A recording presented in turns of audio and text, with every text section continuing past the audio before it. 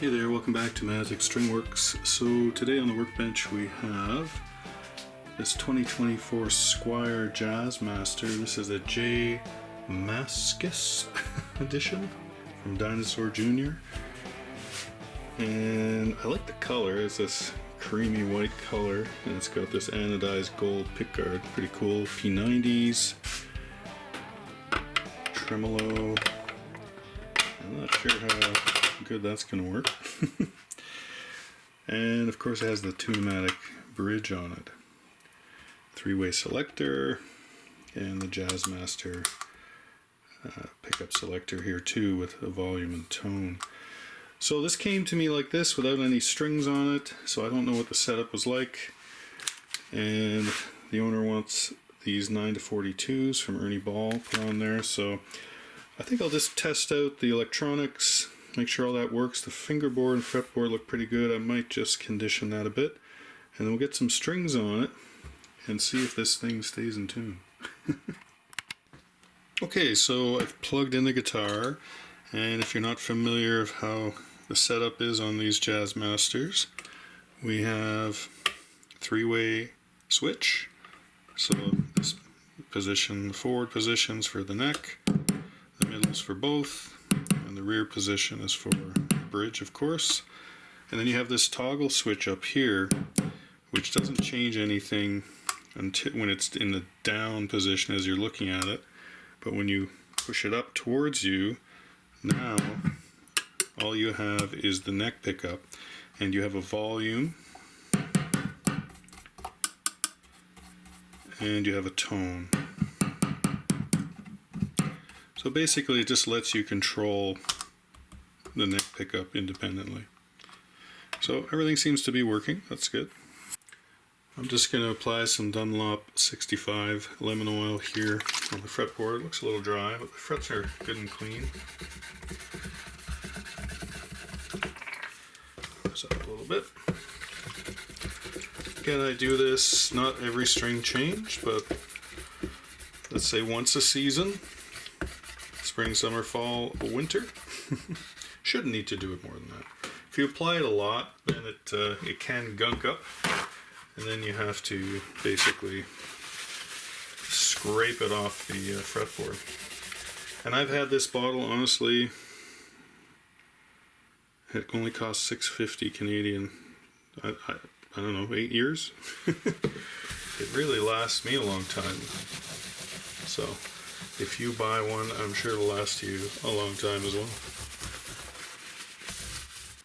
So we're going to put these Ernie Ball Super Slinky 9-42s on here. And I'm not 100% sure if these come with 10s normally, like from the factory, but I would suspect they do. There we go. And I've said this before, I like when the strings are individually packaged like that. It's paper too, it's not plastic, so it's easily recyclable. Now, you can see this trim here, right? There's one adjustment here, which is a tension, I guess, to make it tighter or harder to push down. There is no lock, though. A Fender Tremolo on a Jazzmaster would have a button that you can lock it out, which I think is a lot more useful than just having a floating trim like that. Alright, I'm going to run these strings through there, set them up, and then we'll see what this feels like. And of course, split post vintage style tuners are actually my personal favorite. They're easy to string up, just like a bass, you know. So you have to cut the string. I usually go about 2.5 tuning posts past the post that you're trying to use. Push it into the hole, wrap it around a couple of times if you can, and just tighten it up. And you're going to get 2 or 3 wraps underneath. Simple as that. No locking tuner required. So for the plain strings, and certainly on the B and the E string, first and second strings, I usually, you know, you're going to go 1, 2, but here, you see I don't have any more string anyway, so usually when you get to those strings, you're just, the string length is fine, and you just put it in there and away you go. So Someone's gonna fight me now, right? Just because I said that.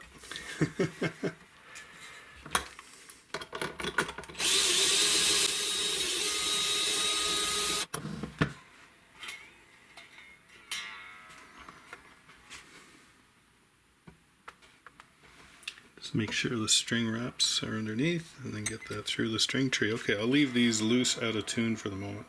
That looks nice. So it's not a bad idea when you have a guitar that has a tremolo or vibrato, anything like that on it, to lube up the nut slots, because the string will actually be moving back and forth, right, as you use the trem or the vibrato. So I've got this here, D'Addario lubricant. It's probably just petroleum jelly in there. You can also use a pencil lead, right? That always works too, a little bit in there. But it does make it, you know, obviously the color of the lead, right? So if you don't want to see that in there. So I find this works well. So I'll just loosen the string off here. And I'm just going to squeeze out a little tiny bit. There we go. Sort of just push it in with my fingers. Oh, that's too much. Don't need that much. Over the top of the string. And then you just tune up your string. And hopefully, you know, I just wipe off any excess that's on the top. And hopefully that'll help the string slide in that nut slot, especially when you're using the tremolo. So as you can tell, this is no ordinary Fender or Squier guitar, right? The Jazzmaster has its own unique features, the offset body, of course. They're very different from your standard Fender offering. The P90s, the tune-o-matic bridge, and the unique tremolo system here. So there's a few things you have to be mindful of. Now the scale length on this guitar is a standard Fender scale length, so 25.5 inches from the front of the nut to the bridge, and you measure that at the first string normally, or you can go half the distance at the 12th fret times 2. That'll give you your actual string length, scale length I should say. So I didn't tune this up yet, basically because I want to adjust this bridge. Now the bridge is really low. I just sucked it down in the body just to see if it was moving. But you have to be careful with these guitars for the neck angle. Fenders are flat. The neck pocket has a flat bottom. There's no tilt like a Gibson would have. But because we're using a tune-o-matic bridge, you're going to need a little bit of a tilt there to be able to play this properly. So I'm not sure if that's been built into this guitar or not, but we shall see shortly enough. So I'm going to raise this up a little bit just so that we have something we can start adjusting with. So this tune-o-matic bridge has a couple of screws, or at least slots I should say, at the top of the post, which make it a lot easier, certainly when there's no tension on the strings, to move them up or down than trying to use these thumb wheels, right? So I'm going to raise these up a good amount, a little higher than probably what I think they should be, and then that way I can lower them relatively easily. And again, no string tension, so I'm not forcing anything here. Okay, so we'll leave them like that for the moment. I'm going to tune it up, see where we are. Don't forget to stretch your strings before tuning. I always stretch, give them a good stretching once, tune it up, stretch them again, and you should see at least a semitone pulled out of the string, if not a full tone. And it's, again, more important on the wound strings. Give them a good tug. And you have to do that before you try any setup, otherwise you're going to be chasing your tail. You're just never going to get it intonated, tuned, nothing like that. So, alright. So since we're working with a Fender 25.5 inch scale, we're going to measure the string height at the 17th fret, 4/64, about 1.6 millimeters. And I'll use the string height gauge here, and of course you can purchase a set of these and the pickup height gauge that comes with it at my website, maticstringworks.com, shameless plug. And you can tell that there's lots of room under the strings, right? And I did that on purpose because I wanted to be able to just lower them. So of course it's a tune-o-matic bridge, so we can only lower the first and sixth strings. That's where the posts are.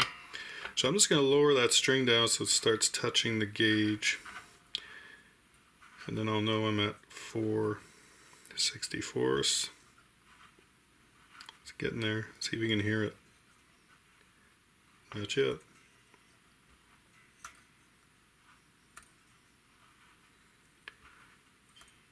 Oh, starting to.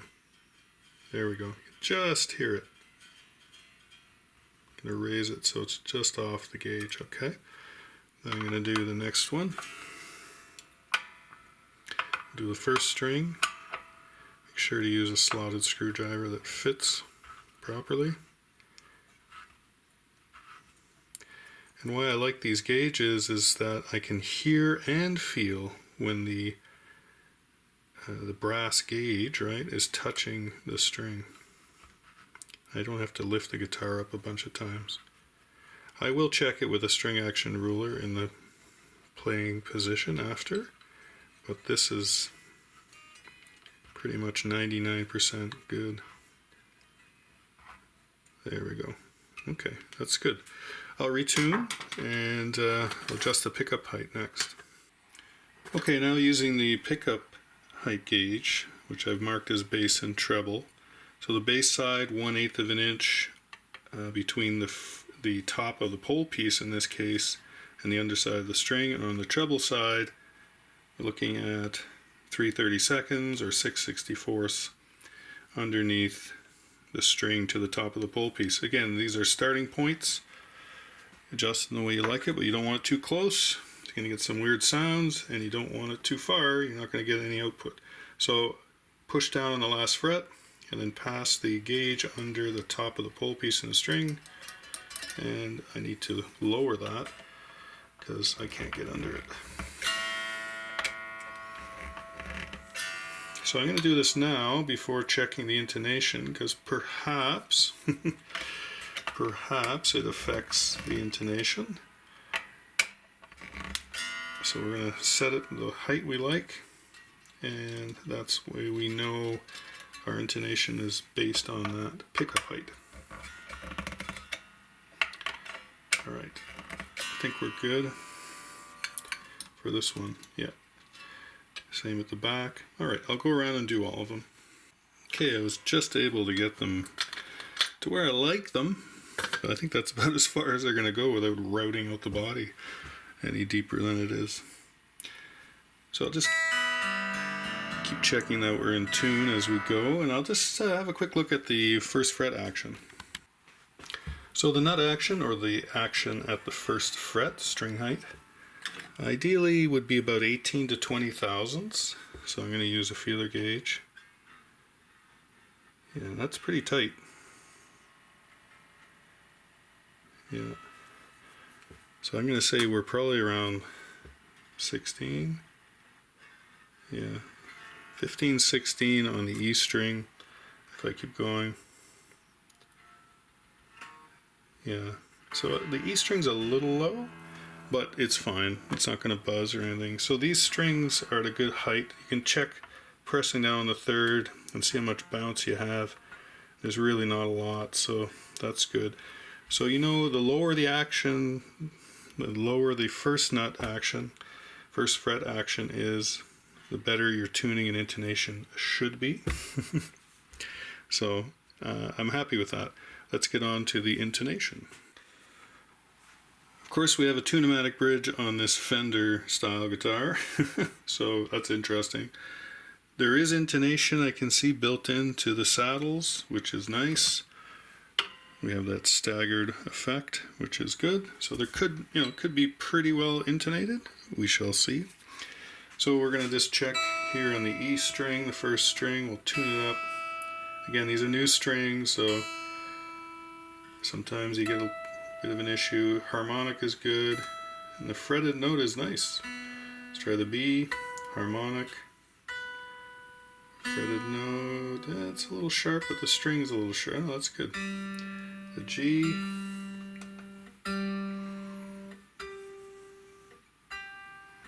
So we're sharp on the tuning. Let me detune a bit. So detune, don't be afraid. Detune, come back up to pitch. It's always best to tune up to pitch when you have standard tuners. That's good. A little flat. Yeah, new strings are not always going to have the best sort of readings, you know? Yeah, let's get that going. Just a touch flat, I'd say, on the D and the A.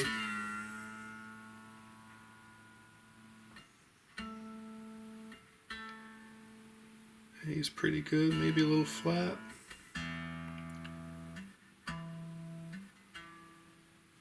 Nice. So I would say the D is maybe a touch flat. So of course with the tune-o-matic, we're going to go to the D string here.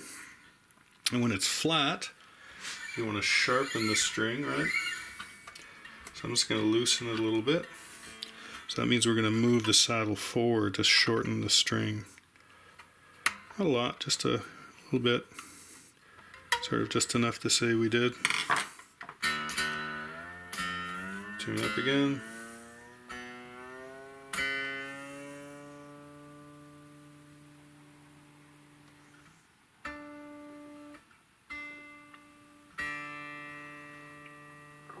Not bad. It's better. Okay. Well, how about the star of the show here, this tremolo?